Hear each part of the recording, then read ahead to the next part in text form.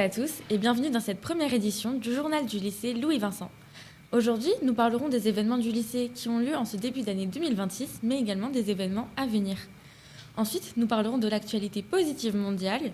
Et enfin, nous verrons une œuvre littéraire dans notre point culture. Mais pour l'heure, je vais laisser Olivia nous présenter les actualités sportives. Merci. Les matchs départementaux ont eu lieu à Thionville, si je ne me trompe pas, niveau académique.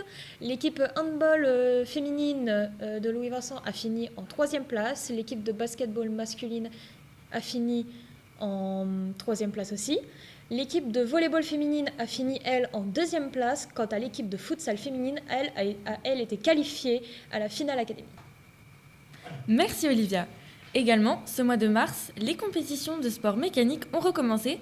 En effet, ce dimanche 29 mars, nous pourrons retrouver le Grand Prix du Japon pour la Formule 1 et le Grand Prix des États-Unis pour le MotoGP. Alors profitez bien. Maintenant, je vais laisser Noé nous présenter la rétrospective des événements du lycée. Merci Rose. Donc, pour l'actualité, une simulation de la COP des lycéens s'est tenue le 29 janvier au sein de l'hôtel du département à Nancy. 70 lycéens ont été accueillis de l'académie et le lycée Louis-Vincent a pu représenter la Chine à travers Selma Ténique. Premièrement, selon vous, est-il indispensable pour un pays qui souhaite se développer de passer par une période de forte consommation en CO2 ? Sinon, quelles sont vos solutions ? Pour nous, la Chine, il est essentiel qu'un pays qui est en développement ou qui n'est pas du tout développé, il doit passer par une période où il y a une émission de CO2 qui est fortement accrue. Mais cette phase est essentielle pour permettre justement une croissance économique durable pour ces pays. Surtout que les pays qui se sont développés récemment, ont eu cette chance de permettre à leur économie de se développer, justement avec ces émissions de CO2. Et donc on pense que tous les pays ont le droit à cette même chance. Également, la journée des portes ouvertes s'est tenue le 12 février au lycée.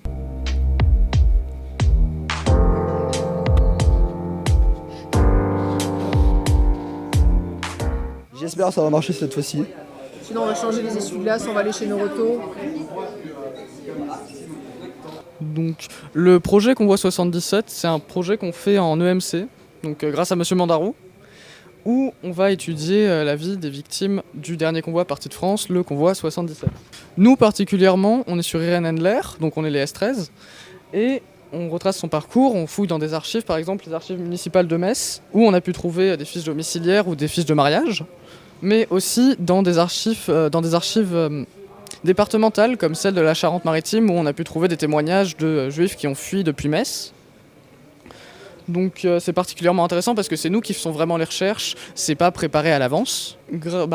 Avec ce projet, on a une journée à Paris, où on a pu aller voir le mémorial des martyrs de la déportation et le mémorial de la Shoah, donc qui sont vraiment deux bâtiments magnifiques. Et c'est quelque chose à découvrir, on en apprend beaucoup sur l'histoire. La finalité du projet, ce sera une exposition en mai, les 18 et 19 mai, où donc le 18, on accueillera tout le monde, et le 19, ce sera plutôt des classes, où on pourra présenter le projet entièrement fait par les élèves. Donc ce sera chaque petit groupe, des petits groupes de 3-4, qui vont présenter des affiches, donc à l'oral. Ce sera vraiment intéressant, je vous conseille de venir. Enfin voilà, je te laisse présenter les documents.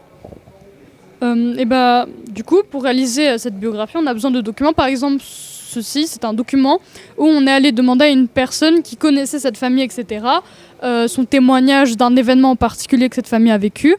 Et donc, grâce à tous ces documents, on va pouvoir petit à petit établir une biographie de ces personnes qu'on va ensuite mettre sous une forme de cahier et sur une page web qui sera sur le site du Convoi 77.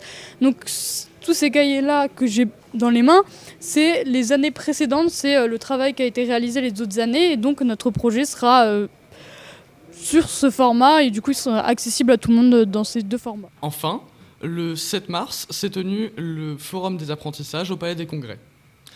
Pour les événements à venir, le 20 mars, avec les UIT, sera abordé les femmes dans les sciences. Des intervenantes prendront la parole et expliqueront leur parcours.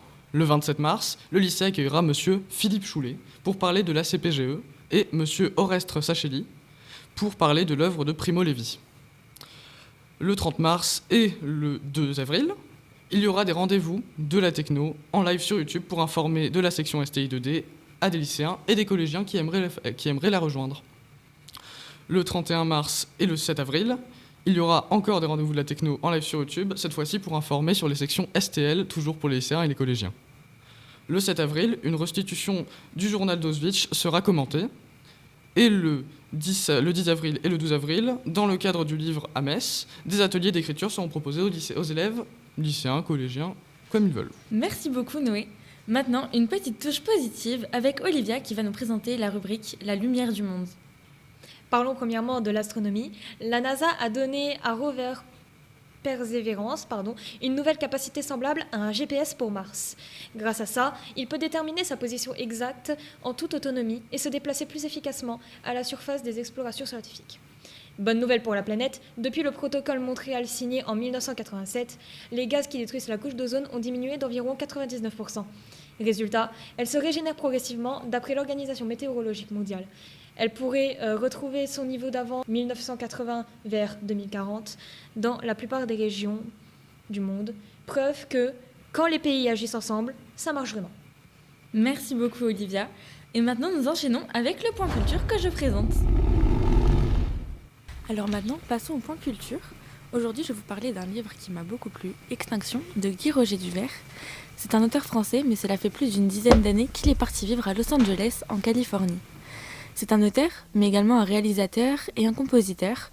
En effet, il a réalisé le court-métrage Virtual Revolution en 2016 et il a également été le compositeur de beaucoup de bandes-son pour des bandes-annonces telles que celle de Transformers 3. Extinction est un livre de science-fiction dont voici le synopsis. L'univers est rempli de civilisations extraterrestres éteintes. Et s'il y avait une raison terrifiante à ce qu'aucune ne soit parvenue à survivre ? Les archéonautes, premiers terriens à quitter le système solaire pour partir à la découverte des ruines d'une multitude de civilisations disparues, guidés par leur curiosité et une soif inextinguible de connaissances, vont tenter de percer ce mystère dans l'espoir de voir l'humanité être la première civilisation à échapper à ce destin funeste.